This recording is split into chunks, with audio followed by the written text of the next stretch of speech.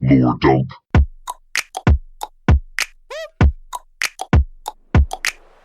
Hello, and welcome to Lore Dump, the show with hot questions and even hotter No, sorry. It's my first time doing this in a while. The show where we take someone who doesn't know about a game or game franchise and walk them through the story. My name is Neil. I'm joined by Chase. A nod. And Monty. Hi there. I promise Chase is here. We're not like recording this with them like abscond somewhere. Now, in our last episode, we took Chase through the story of Red Dead Redemption 1. Well, seemingly, and also very much Monty, who forgot most of the story. Well, that tends to happen with us, doesn't it? Well, with Undead Nightmare, I've only played 10 minutes. So I'm going in as blind as Chase. I'm going to ask you later why you only played 10 minutes. Sure. The fuck is an Undead Night? Is this... This is... All I can think when I hear the title Undead Nightmare is, and for Yakuza fans, is the fucking Yakuza Dead Souls Tokyo zombie party. I don't know what that means. Yeah, I don't know what that means. There's a Yakuza zombie game. We're going to do Yakuza. No, we're not. We're not doing that one. Good. Okay. Because it's very much a side spin-off game. Anyway. Anyway. Yeah, we'll do it now. Well, you had quite a good time with Red Dead 1, I think it's fair to say. Yeah, it was good. It was silly. Silly goofy. Except for that ending. That sad ending. Yeah. Bit of a dud of a wet fart of an ending. Not really. It's a great ending, but it leaves you feeling a bit deflated. Yeah. It doesn't bang. It whimpers in the best possible way. Yeah. For context, and 10 minutes. I only played 10 minutes at a friend's house. Because this was released back in the day where it was download only, and I had an Xbox 360 at home, but I didn't have a Wi-Fi adapter or anything, so I couldn't play it. So I played it at a friend's house for 10 minutes. Wi-Fi adapter for an Xbox? For an Xbox 360 back in the day, yeah, you did, yeah. Or unless you plugged it into like an Ethernet, but I didn't do that because I was young and I didn't know how things worked. But no, so all I did, and when I say story, I'll be very careful to choose my words here. I ran around the open world. Yeah, got you. And I ran into a couple of things. Yeah. So, Undead Nightmare released as the first and only story DLC for Red Dead Redemption 1. Well, we didn't touch on Red Dead Redemption 1 had a multiplayer mode that was a lot of fun. People really liked it. It didn't have much substance to it, but you could run around as sort of cowboy characters and lasso each other. It was silly. Yeah, it was silly fun. There wasn't much to it, but there was sort of capture the flag and things like that in the open world almost, which was cool. And then of course they expanded into Red Dead Online when 2 came out. But this and then probably forgot about it. This is the only bit of story DLC that came out for either game, because heartbreakingly 2 never got anything at all. This is Undead Nightmare. John Marston rides through a storm in the dead of night, and a narrator speaks. Is it like the Night Springs narrator from Alan Wake? After months away, John Marston returns to his loved ones while trying to rebuild his ranch and win back the trust of his family. Marston awaits whatever life will throw at him. As he drives home one evening from an errand, he ponders whether a man can ever escape his past. He is a man who is ready for anything. Almost anything. Ha ha ha ha ha! Like maniacal laugh. Yeah. And then we get titles Undead Nightmare.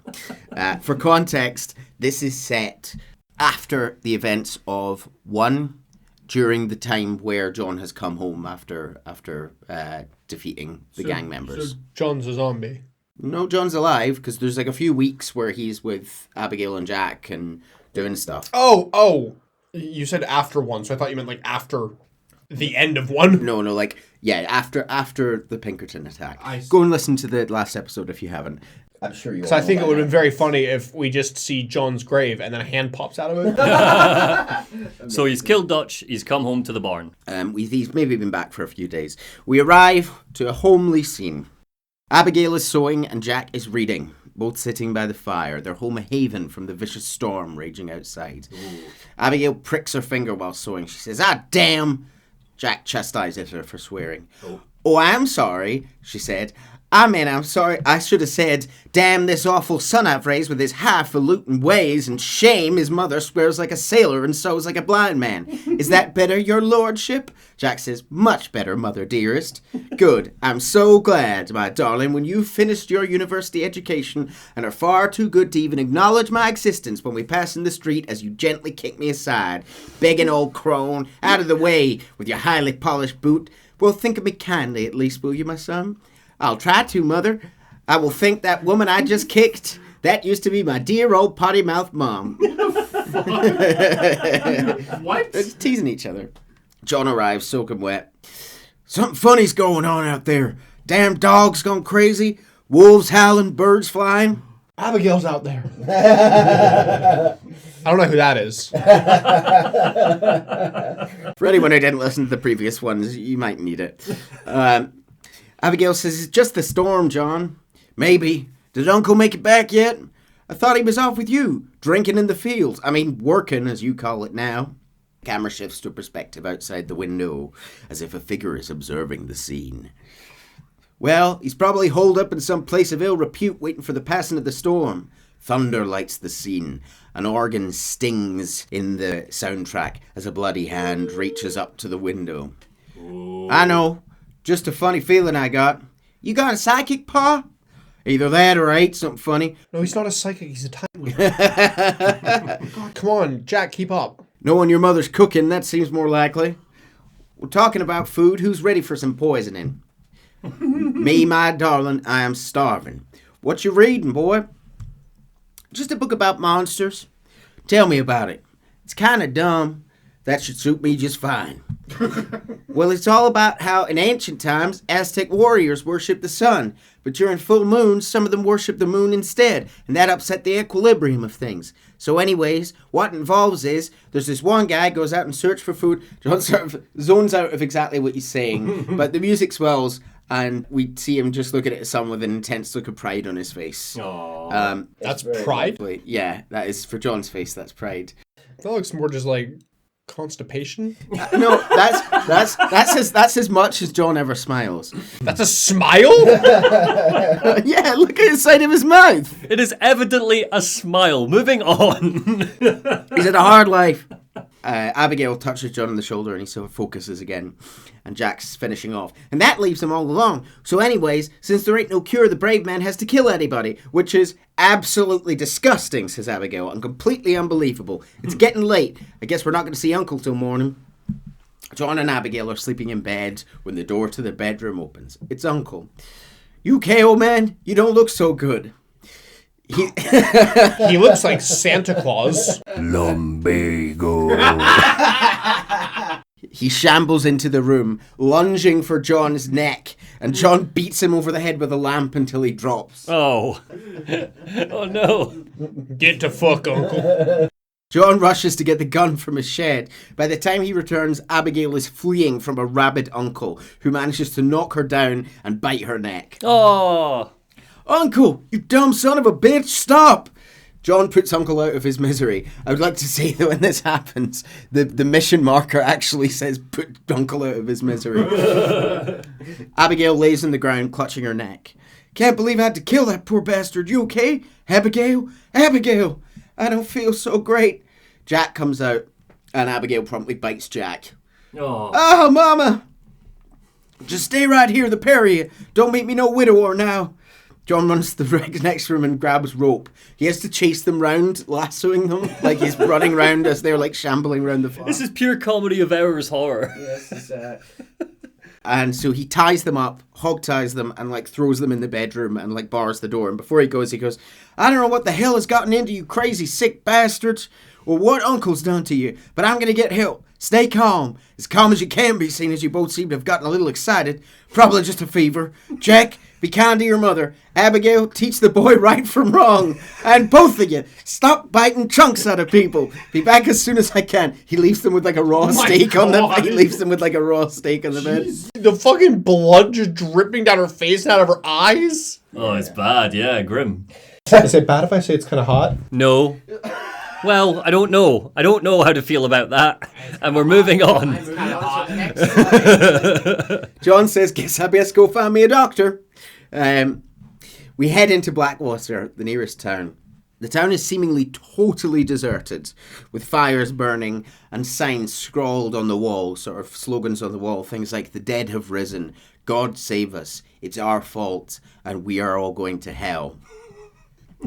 John manages to... Oh, God, no! I don't need the zombies for this guy. Mr. Marston! Already a Marston! zombie. It's me! Professor, what are you doing here? I thought you went back to Yale. I did, but I came back for another round of research, and now all hell is quite literally broken loose.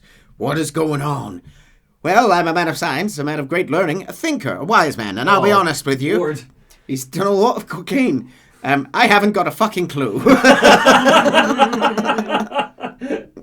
John says, I suggest we try to find other survivors, band together, find a cure, or fight to death trying.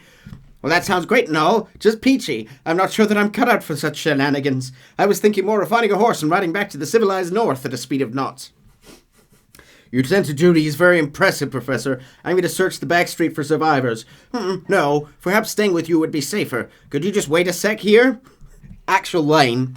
I'm going to wander down that lonely, deserted street and get my bag. You should stay with me, Professor. It's okay, there's no need to worry. Everyone's already dead. I left my stuff with Mr. Nastus. You remember him? Native fellow. Dumb as bricks, but a good sort. Okay, we eat in a few minutes. He's immediately killed by a reanimated Nastus who eats him in the street.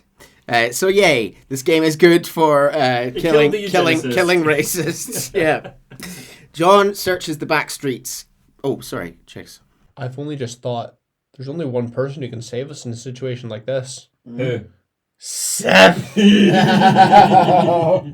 Either that or he definitely started this somehow. Spent too long digging in the graves and somehow it came back. Hold that thought. Oh, yes! No, I'm not saying, I'm just saying hold that thought. I am John gripping it. John, you're white-knuckled. John searches the back streets and he hears crying from the back of a store. Anyone there? A little girl shouts out. In here, mister. Come out, it's okay, I don't bite. Bad joke. I mean, come out. They got my family, mister. And mine, I fear. I saw my mama rip my daddy's face off and drink his blood. Hot. And they... No.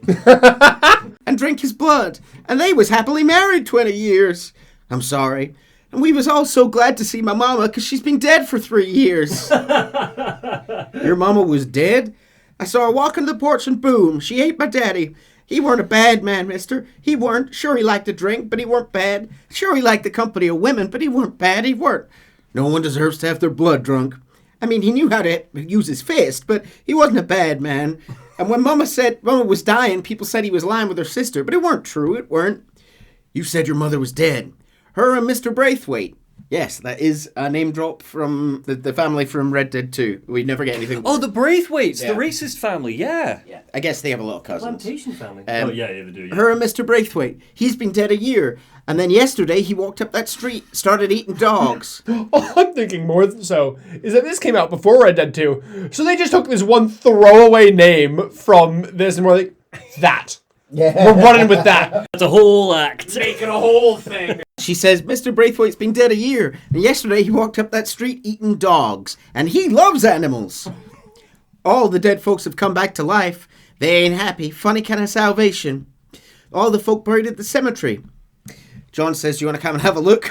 And she says, no, I've already seen my mama. I don't need to see any more of my relatives. She gives him a torch, like a flaming torch, which we can use to fight them off if they come close, and which John can use, crucially, to kind of burn the graveyards. Haven't you read World War Z? Fire just makes zombies angry. It doesn't kill them. Not in this. So we head to the graveyard, and we clear it out. You get kind of waves of zombies crawling out of the ground.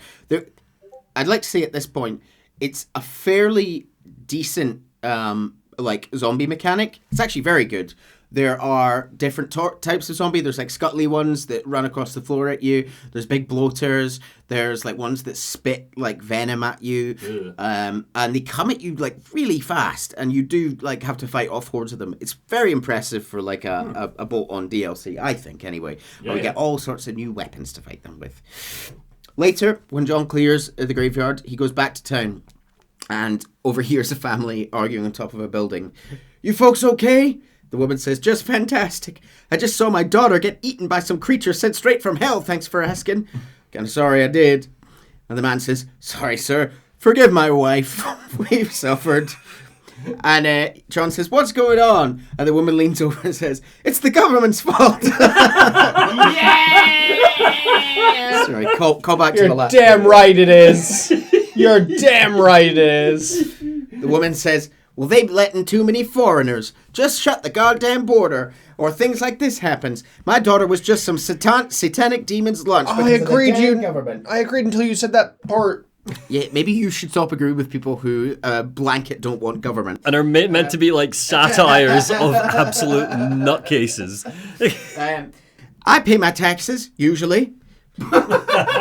He says, I think we may be moving a little off topic here. I ain't a wise man, says John, but I have done a little traveling. These creatures ain't like any foreigners I've seen. Thanks for the input, cowpoke. I got flesh-eating monsters feasting on my family, and I'm taking advice about tolerance from a gunslinger. What has my world come to? And my daddy told me I should never have got married. The man says, not now, Doreen. Your daddy was a bully and a drunk. I love that through the zombie apocalypse, we still make time for a little bit of sociopolitics. Well, John comes across another group of survivors in town. My favourite group. The man points a gun at him. One of the men points a gun at him. Hey! You one of them, mister? Do I look like one of them? Don't come no closer. We made that mistake before and lost half our number. I ain't one of them, you fool. They can't speak. Lucille, one of the women in the group, says, it's the glass eye. The freak with the glass eye. He caused this.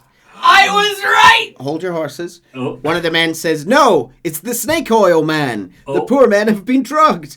Another woman says, I blame the Mexicans. They haven't been struck down. The man says, okay, we've heard a lot of stories, mister. Is this just an excuse to reuse the map? Oh, it's fully the same map, but it's on fire and there's zombies everywhere. It was only like 15 quid. They weren't going to make a whole new map for it. The man says, we heard a lot of stories, mister. Some say it's the moon. Some say it's drugs. Hey, don't come no closer now. Stand back. Apparently it's worse than New Austin. That must have been where it started from. John says, I'm going there then. Did one of you say snake oil? It's the glass eye. I blame the Mexicans. One of the women's, it's a woman who says I blame the Mexicans. Another one says, Connie McTavish, you don't know nothing. You always was an ignorant shrew. I bet your husband's glad he's dead. She says, well, at least my husband never took favors from Stargazer, Lucille Billingsgate. Say you're sorry, you hillbilly white trash. And then one of the men says, hey, ho, how are we going to rebuild America like this? See, I thought we had it all decided. We was going to be kind and genteel and pay homage to our leader, who happens to be me. And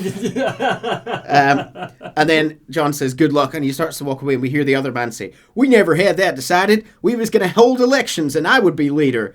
You can't even read. The man says, well, I got gravity. I mean, folk respect me. I am the new king. King Archibald Andrews, now pay me homage. As John leaves, a zombie attacks the group.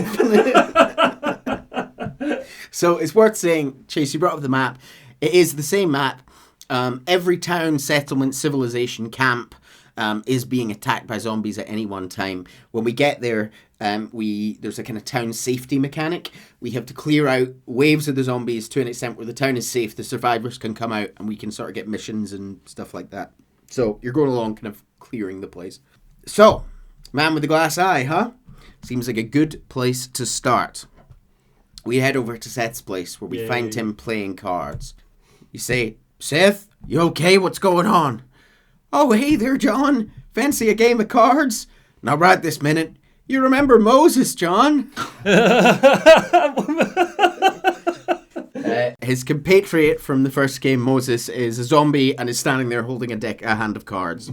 He's a darn sight more loyal than he was before. Come here, boy. Come here, boy. What are you doing? Is he like on a leash or anything? He's just not attacking Seth. Seth has been talking to them for years. They're lovely to him. You've nailed it. So this isn't textual at any point. My reading of this is either on a spiritual level, he's been talking to them for years, or he just fucking stinks of corpses.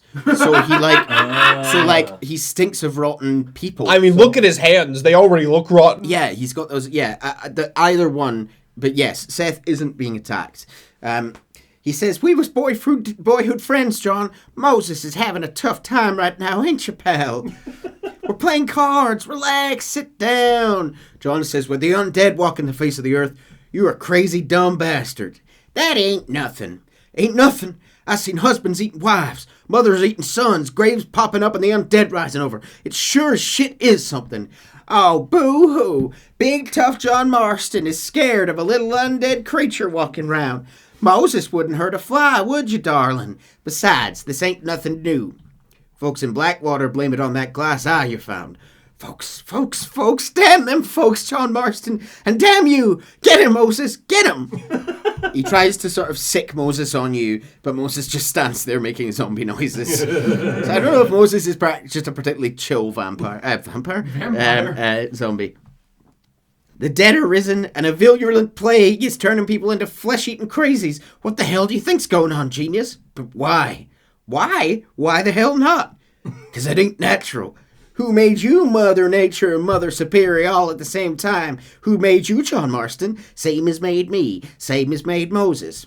Is there a cure? These things tend to fade away. Now, if you want to get rid of it, you should go clear the graveyards. Either that or stop worrying and become one of them. Now, if you'll excuse us, we got good times to remember. Happy times. And Moses drops his cards, his hand of cards, because he can't really hold them. And we hear Seth going, come on, Moses, it's your deal. Diamonds or trumps, come on. John goes away and clears a series of local graveyards, battering a zombie here in this screenshot with a flaming torch. We return to Seth, after we've cleared the graveyards, as he suggested, to find what can only be described, and you're going to like this, Chase, as a zombie disco.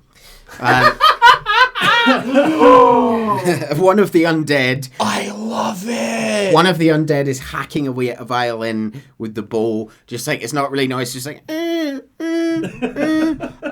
the rest of the zombies are shambling around while Seth waltzes between them. Is it to Kaylee? Look, he's Kaylee dancing with them. Amazing. Hey, John, come join us. We're having a jig. Have you met Mary Lou? What about Francine? I did as you asked and cleared out the graveyards. Doesn't seem to have done much good. The world is turning, John, and the moon with it. Day follows night. Hate follows love. John pulls out his gun. You asked for it, Seth. You either stop dancing and start talking or prepare to join Moses and the rest of these freaks. Are you constipated, John? You look angry. I told you. Yeah, you did say he looked constipated. I think John might just constantly. I'm warning you, Seth. Oh, I'm warning you, Seth. I'm warning you. Don't play with the undead, Seth. Don't chase treasure. Don't waste your time searching for treasure and discover only a glass eye. A glass eye. Well, warn all you want, cowboy. Seth eats the glass eye. Oh, no. That's a load off my mind. Why didn't I think of that before? Hey, John. Well, how are you? You want a drink? We got mucus and blood surprise. Come on. Gross. Seth, what is going on? Aztecs or Incas? It doesn't really matter which. It's all the same. Once every 200 years, the land is doomed. That's why we love it. Mexico, Mexico, John. Mary Lou, may I have the honor? And he sort of offers his hand to one of the zombies. John says he's a sick man and leaves him. Yep, there we go. Bye-bye, Seth. Best character. Best character. John travels to Fort Mercer to look for West-Dickens. The actual best character. Yes. Fort Mercer, if you remember, was originally where Bill was stationed. Matt Mercer's house, yes? Yes. The fort has been turned into a camp for survivors. Its high walls providing some safety from the hellscape outside. Hey, someone's out there. He ain't one of them. Open the gate. So John heads in. There's like injured people being helped around, everyone looking after each other. And we hear a familiar voice. Step right up, step right up. Don't be shy now, don't be shy. Nature confounds us. That's the truth, sir, that's the truth. West-Dickens patented tonic. The only 100% original, 200% guaranteed cure against the undead stalking the earth. You gotta respect the grind, don't you? It not only brings health and fitness to the sick and needy, it repels the undead and saves souls. It's a natural miracle and is available now here at the low, low price of only 100 solid gold coins. That sounds expensive, but what price eternal damnation? You, sir, you look healthy. And he's pointing to John, clearly trying to get him to do the kind of group demonstration again. No, sir, I would not. What I would like for you to do is stop piddling this nonsense. 100 coins? Well, what price would you pay for survival? John pulls out his gun again. You tell me, Mr. West-Dickens. Well, since you put it that way, why don't all you chaps take one for free? And if you like it, when you like it, you'll know where to find me. You won't find undead around me. Take it. Enjoy. Thanks a lot. John chastises them, saying, these people have lost their families. They've lost everything. He says, that's not my fault. I'm just trying to make an honest living here. I'm offering people... Where are you going to spend that? I'm offering people hope, John. That's a precious commodity. The tonic really works. These poor, awful undead creatures can't stand it. Come here. Take a look. We go up to the roof to watch a man who's just imbibed some of the tonic walk out into the desert, where he is promptly swarmed and eaten by a group of zombies. If anything, they seem more attracted to the man who has drunk the tonic. West-Dickens says, wasn't quite what I expected. John says, this stuff is like catnip to those bastards. It seems it is true. They are attracted to the tonic that he has made. He sends John out to go and get more ingredients he thinks can fix it. And John says, I'm back to doing your dirty work, am I?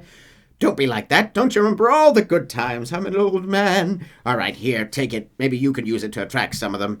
And he gives him some of the tonic. John finds some plants for him. Wait, why is John doing this for? Is he not? Because West-Dickens told him he thinks it'll help. And John just went, okay. John's not very smart. No, he's a big dumb idiot again. He's gone out of the days of big brain, big plans. Well, I know. West-Dickens helped him in the past with the solution, so... Basically besties. We find, John doesn't have many pals at this point. Later... We're all zombies now. Yeah. John finds West-Dickens on the side of the road, hiding on top of his wagon, trying to shoo away a zombie. Get off! Get away! Another satisfied customer, Mr. Dickens. Hello, John. Poor fellow can't seem to get enough. Get rid of him, would you? Why? Because we're old friends? Because we'll team up and fight the forces of darkness together? No. Well, because I got something you want. Trust me, you cynical bastard. John shoots the zombie dead. Did you get the stuff? John and West goes to the back of the wagon to tinker and says that if he's got his maths correct, it'll blow the zombies apart. He tells us we need some heavier firepower. Again. John says another shopping trip.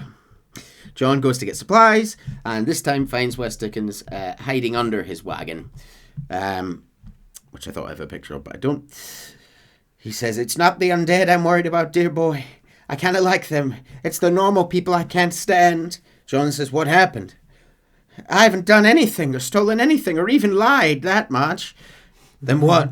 A bunch of people chased me out of town. They blame me for everything that's happened. I've been selling help tonics for years, here at Timbuktu. Never once has there been a demonic bloodlust or undead rising up. It's preposterous. They want to hang me, an honest salesman. Can you believe that? Snake oil merchant who cried wolf. Wolf?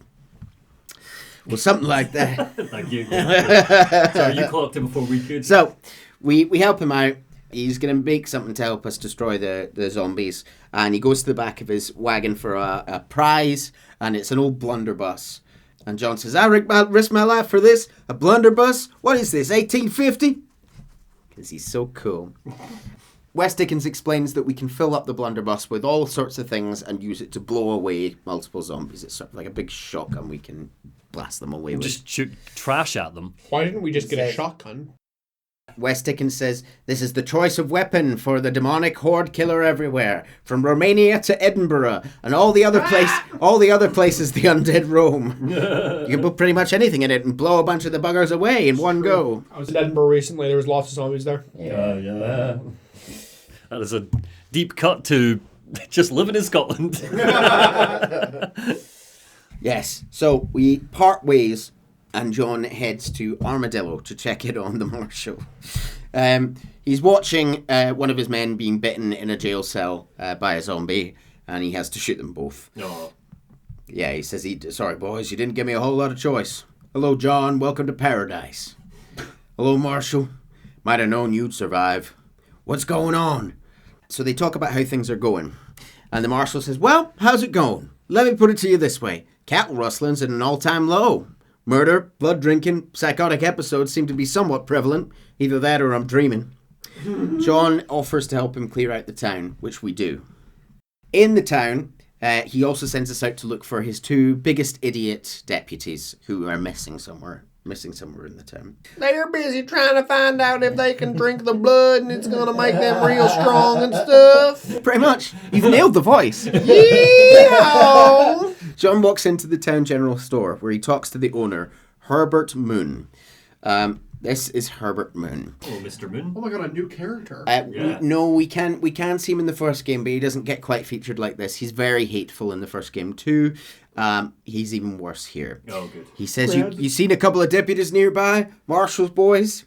Moon asks if they're Jewish. They sound Jewish. Oh, no. He says, don't you know this whole thing is nothing but a Jewish plot? John says, I find that highly unlikely. He says, I don't like Jews, or black people, or native people. Or I can't stand Catholics. Can't stand them neither. Nor women, Fabians, socialists, homosexuals, Asians, British. Between them, they've ruined this country. Ruined it. It was a good country once. Now people are eating each other, and it's all the fault of the Jewish, British, Catholic, homosexual elite and their ideas. I, for one, won't stand for it. I mean, very funny line, but also, did Rockstar just kind of go, we're just going to combine all the bad people into one guy? Yeah, you can. It's a funny character. You can level criticism at Rockstar for taking how seriously they take this stuff. But John asks him if he's ever actually met a Jewish person. He goes, oh, no. Or a British Catholic homosexual? Not in my store. Oh, I see, you're acting clever. Well, let me tell you this. Jewish people killed Lincoln. That's why there's a triangle on the money. Yeah. People believe it. John says it's rare to meet a man with such a grasp of human history. I'd hate to get you get savaged by someone and watch the life leave from your hateful body. America is the land of the free. That means free people like me. Herbert Moon. That's how he says it. And he's attacked by some zombies and savagely eaten. He's later, and as he's eating, he says, "You can't eat me. I'm Herbert Moon." He's later reanimated. What's quite cool is whenever a name character or someone you recognize from the main game is in this, you can see them as zombies when you come back. So Moon becomes a zombie, and we can. I just shoot him in the head. Cool. Love it. So we go to the stables where we eventually find the 2 deputies, Jonah and Eli, eating each other. Oh, why? What? Zombies are attracted to each other? These 2 are just idiots as zombies. They're just idiots. They think each other's a real purdy. And, they just were thinking that maybe they can have a little snack of each other's brain. That's what John says. He says, oh, the marshal sent me. I guess you got other plans. Seriously, enjoy your meal. No problem. Easy, gentlemen. Remember the fun times we have. They shamble at him and he kills them both. I like how the bottom one, the blood splatters have turned his hair into like leopard print. Yeah, it's quite a good look actually. Yeah. He returns to the marshal and gives him the very sad news about the deputies. And the marshal lets you keep a 6-shot-off shotgun, which I know you mentioned a shotgun earlier. So John chucks that blunderbuss into the bin. I was about to say, what's the one of the blunderbuss now? He explains that it was fast and they both died with their bellies full. Yeah. John goes to the McFarlane Ranch to find it overrun. She can finally have her chance now that Abigail's dead. Abigail's, undead. She's tied up. She said, Ayo. No. Ayo. We need to get the spray bottle out I used to have for you. Yeah. Zombies are your lark scene, it seems. Why is this what's done? I'm not judging or shaming, I'm just curious. No, I am. They're dead.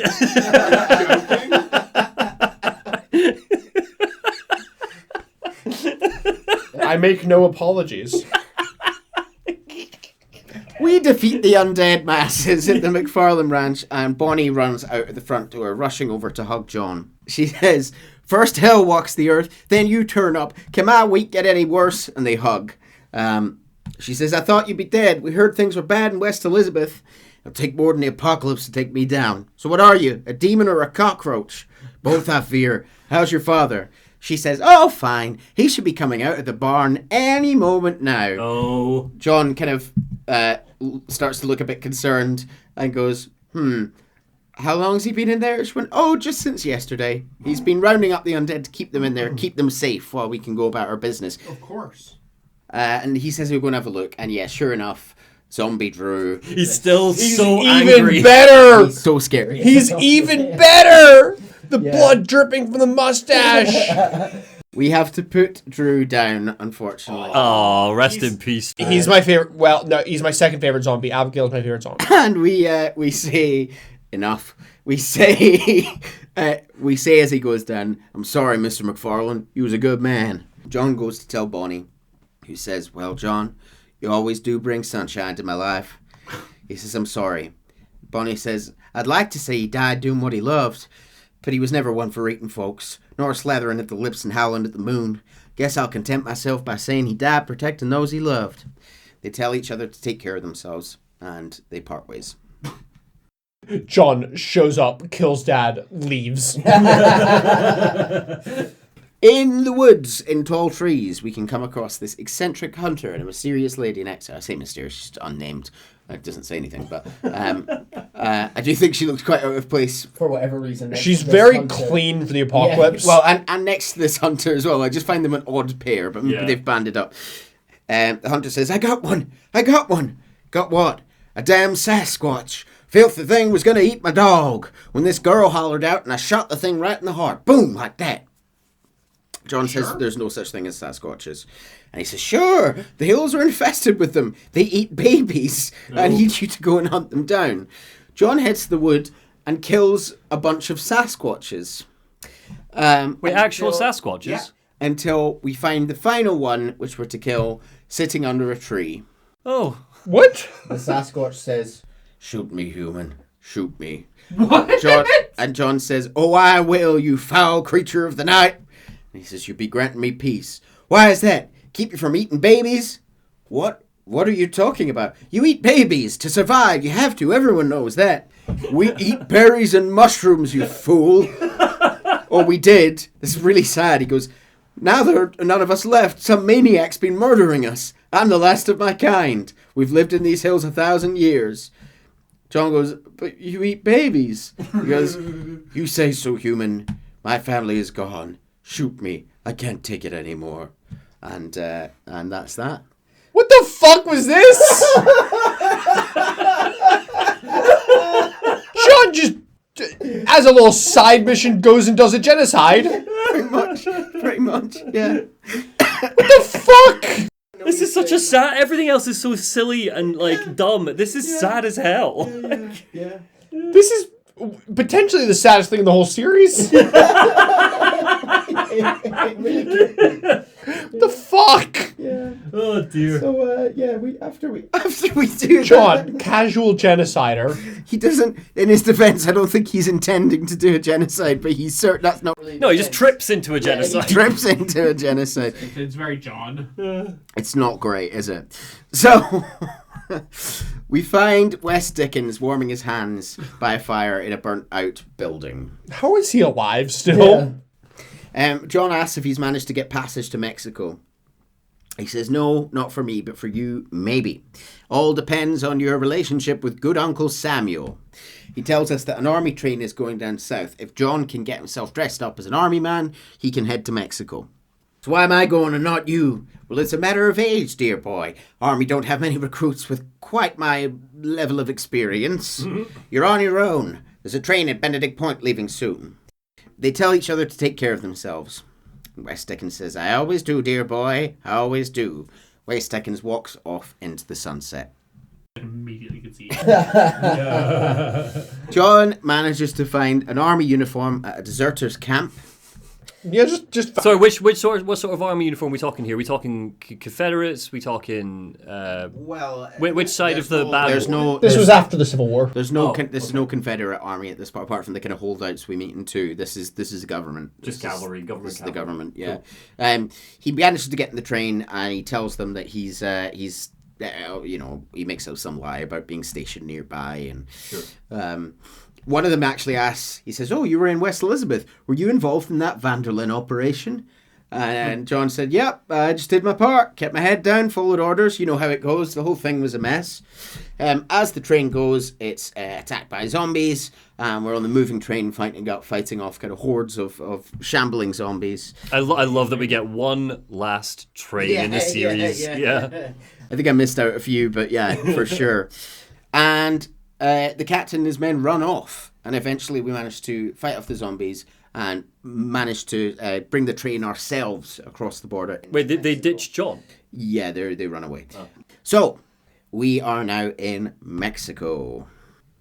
Now in Mexico, John heads to Las Hermanas, only to find a nun being attacked by a zombie in a poncho.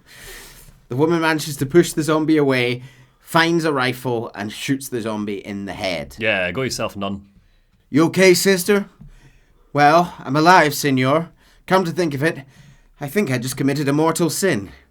Claim self-defense always works for me. Well, I fear my judges may be a little more stringent than yours, but I appreciate the advice. Unfortunately, many of my nuns are not so resourceful as you or I. Their innocence will kill them, which is a truly terrifying reality. You're a true Samaritan, sir. He sort of helps her clear out some more zombies. You know, they say the devil has all the best tunes. Maybe so, but he also has the most half-witted friends. And then, to this comment, John says, so you know Bill Williamson then? No. She goes, excuse me? He goes, nothing, just a little joke. I'll do my best to save the nuns. So we go throughout the convent, saving nuns, killing zombies, and we return to the woman who is sitting with her sisters. Sister, I've done as you asked.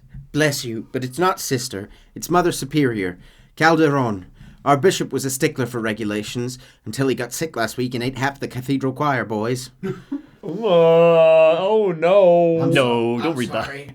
I only mention it because my girls are laughing at you calling me sister. What do you think is causing all this? Mexico's an old country. Many faiths have lived and died here. Many evil spirits have flourished. I have no idea what's afflicting the people here, but I know it's a sickness of the soul.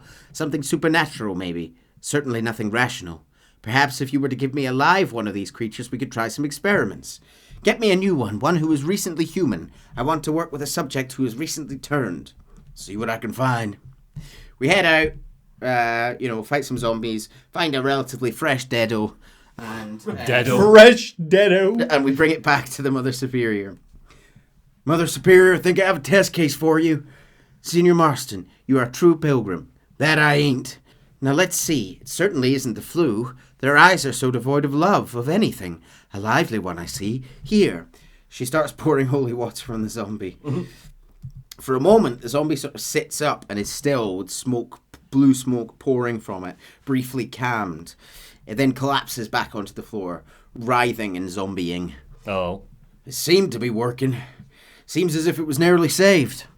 Spiritual infections are confusing things, Senor Marston. None of us can hope to understand them properly. But he came back for a minute. I bless the water, but perhaps my faith is not that strong. I have to do more thinking. I need time. Every day more of my people fall and the dead rise. Perhaps it's time I put them to rest. Take the holy water. Maybe it will be a calming balm for restless hearts. A bomb? We're unlocking a... Balm. B-A-L-M. Oh, okay. But also a common bomb. It's so funny you said that. Is it These grenades? are grenades. Yeah! I've not got a screenshot here, but we when we throw them, they like erupt in blue fire. Stellar. Yes, you nailed it. John finds land in Rickett. Yay! Saving a man in town. Hello, John. I see you're enjoying another vacation in our little resort. Something like that. We got sunshine, sand, and a plague that makes people eat each other. Come to think of it, must just feel like America to you.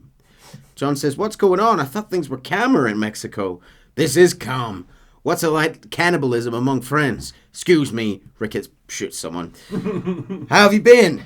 Well, apart from my wife and son being tied up trying to rip my soul clean out my body, the entire earth turned into hell. Good, real good. You know, John, I've lived a long life, says Ricketts.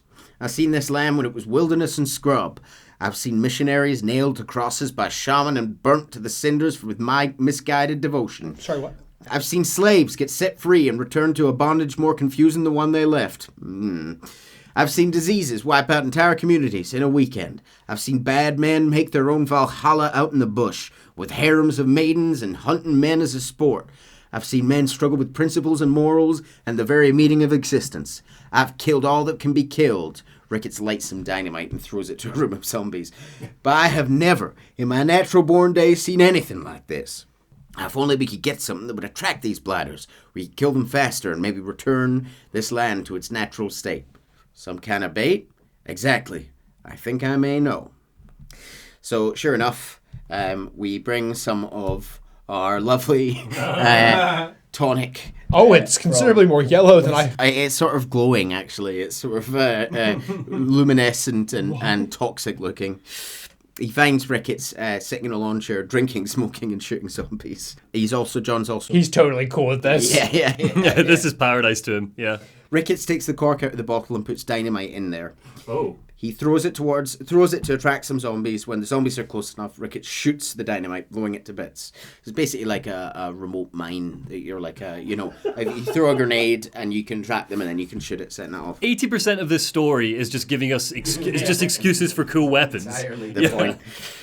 He talks about what an art it is to craft things like this, and John says, "Sometimes your humility overwhelms me, Ricketts." Ricketts laughs at this. "You and me both, Mr. Marston. Now, if you'd seen me when I was a young man, you'd see me when I was so fast you couldn't see me. Well, you would know this is humility. Truth is long dead. Now we've only got memories. Memories and a great swath of demonic mutants, of course. I heard a man in Chicago was writing a biography of me. Can you believe it? And an artist in Pittsburgh painted my portrait. No, I mean, what's going on with the demonic hordes? Not your unending glory," says John. "Oh, that? Nothing too interesting. Someone said there's some really big problems near Escalera, but I can't concern myself too much with that. This is my home now." And we leave Mr. Ricketts. They sign off and they thank each other and they leave. No, Ricketts is all good. We return to the Mother Superior. While in the church, he spies a familiar-looking girl. "Ay bueno. Senor Marston, how wonderful to see you alive," says the Mother Superior. He says he's cleared out all the graveyards, which is a big part of this. Wait, what happened to the familiar girl? She leaves. Wait, what? The Mother Superior says... Why do you glaze over that? The Mother Superior says, "You're a brave servant of righteousness." John says...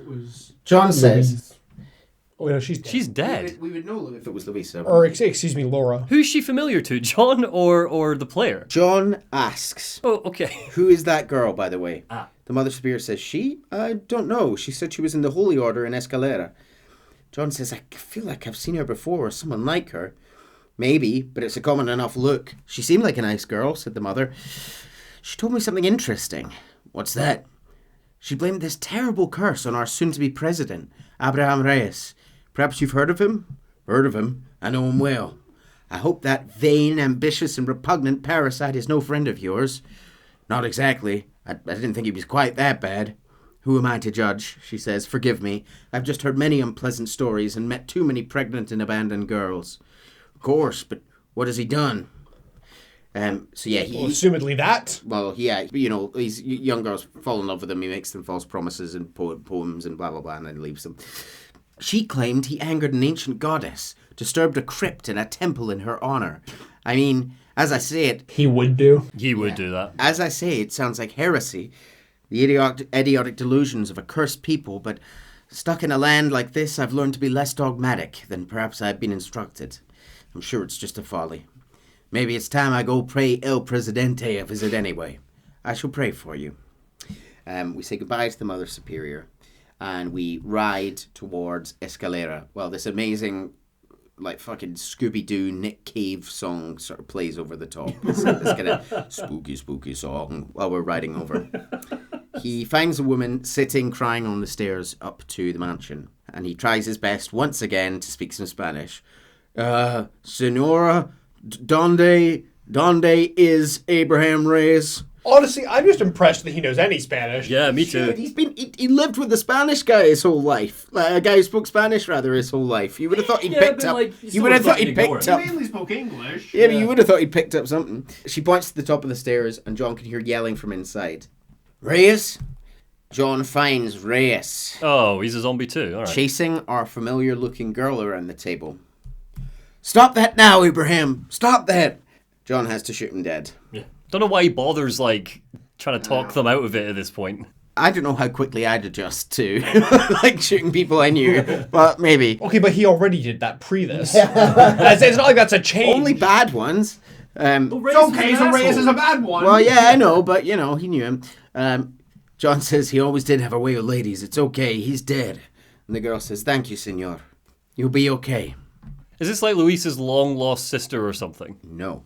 Is it the girl from the woods with the Sasquatches? This girl is in many different scenes. She has been in this PowerPoint several different times. She was the girl. She was the Sasquatch girl. I think you called She is in that. She is in multiple other missions where she appears in the background or the foreground. Was she in the group where they were like, "I'm king now"? And No. Like, once we get to the kind of act 2 of this, she's in a bunch of different... She's in the PowerPoint a couple of times as well. Oh, very good. Okay. Is she an ancient goddess? She's at the fort. She's at the... Well, we'll see.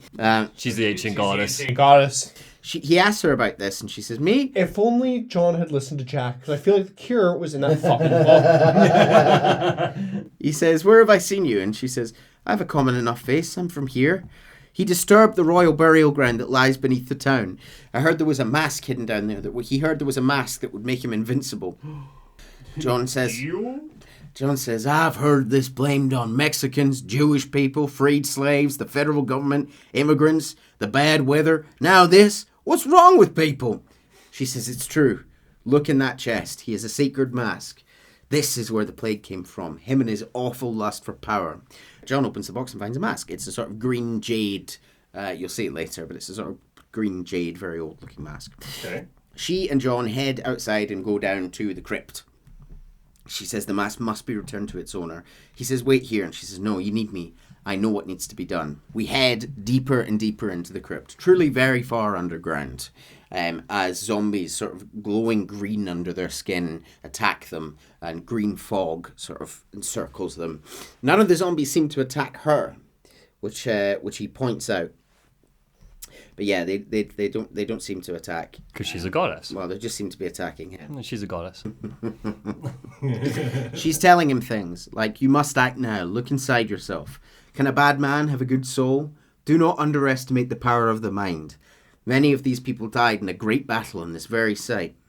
No wonder they don't seem to like me. Sometimes we must remember in order to forget. Our enemies are a reflection of ourselves. Some of them worship the moon, and the brave man has to kill everyone. Abraham, what the hell have you done? Our history can never be silenced. Fear is all in the mind. Sometimes we must remember in order to forget. Finally, we arrive at the crypt. As they enter, the door slams behind them. Green fog swirls around their feet. This has gotten very Indiana Jones, especially with the outfit. Yeah. The girl says, this is not the time for your half-hidden vanity. Now come, let's put an end to this. She says, return the mask. Are you sure? Of course I'm sure. How do you know? My name is Ayatotl. I think I've said that right. Apologies if I haven't. John places the altar on the mask, and he repeats the name. Is that the mask from hit movie The Mask? It does look a bit like it, yeah. Yeah. He places the mask on the altar, and he repeats her name. Ayatotl. He turns around, and she's gone. She was the goddess. Her voice coming from nowhere. A horse is waiting for you. You should return home. So yes, this is the name of an Aztec goddess, or an avatar of an Aztec goddess. Gotcha. On a pale horse. John returns home. Before you do, because you haven't touched on it, and I wasn't sure if you were going to wait on it, but you're talking about horses.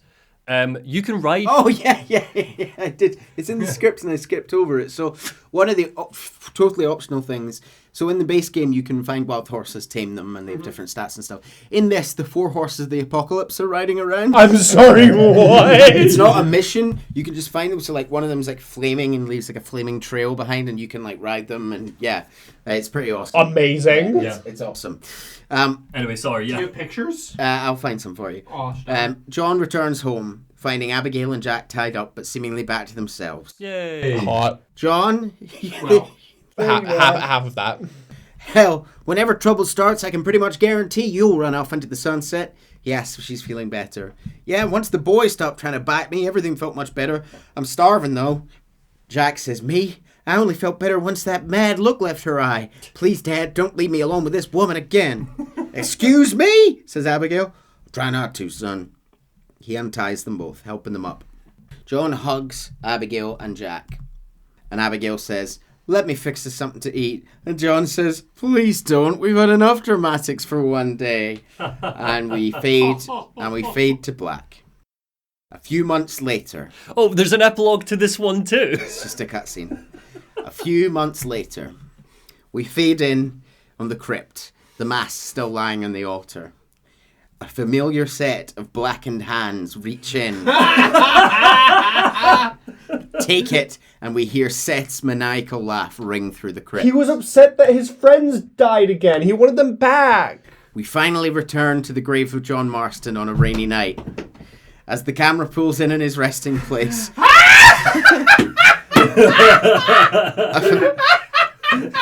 a familiar gloved hand bursts from the grave, and a zombified John pulls himself from the earth, turns towards the camera. Did they bury him with his full gun and sheath and shit? Yes, so And walks towards the camera, and that's the end. Now, amazing. it's worth me pointing at this Zing. one. You can now go around the open world as Zombie John. Oh, so Seth getting the mask is purely an excuse to still run around the zombie world. Seth has restarted the plague, basically. Cool. So that's that. That's Undead Nightmare. It's a very silly little romp. Oh my god. And I hope it was a palate cleanser. I'm so glad we covered Undead I've Nightmare. learned two things from this. One, this might be my hottest take of the whole thing. This is the best Red Dead Redemption game. 1 and 2 don't even come close. They're not even comparable. It's See, not I even knew close. you would say that. I knew this would be your favorite. And 2, zombies are fucking hot. I'll give you it. It's I won't. They're dead. don't kink shame. They're fictional. They're dead. But yes, no, that's it. You've got nothing else. That's for us. that. That's the end of Red Dead. Rumors of a Red Dead 3 continue to circulate. Some people, in my opinion, incorrectly saying that it should be a World War I game with Jack, which I think sounds horrible. But that's it. That's all the cowboys I have for you. You've survived. I'd like to say, look behind the curtain here, but Jay chases right now. They're wrapped in a blanket, and it does seem like you're in a kind of foil blanket at the end of a traumatic experience. So I hope you're doing okay, buddy. Oh, this was great. This was great. Cool. Yeah, I don't have anything to add myself. This is great. Full series summary. 2 is good. It's not for me, but it's good. Yeah. 1's pretty good. I would like it. This one's 10 out of 10. No notes. I said to Neil during one of our breaks that Undead Nightmare, having only known 10 minutes but knowing the premise, if like 2 and 1 were the starter, like then the appetizer, this is the main course. Absolutely, it is. But yeah, well we're gonna wrap up there then. So before we call it a day, here's one quick tease at what's next. Adam Delta. One little jab in the arm, and even a hopeless underperformer can be Employee of the Month.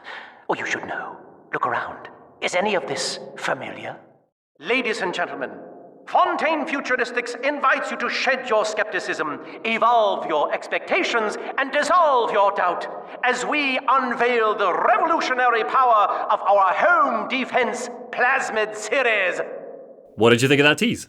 Oh my gosh, that's not cowboys at all. It was so moist. Don't what? No, I'm just gonna end there.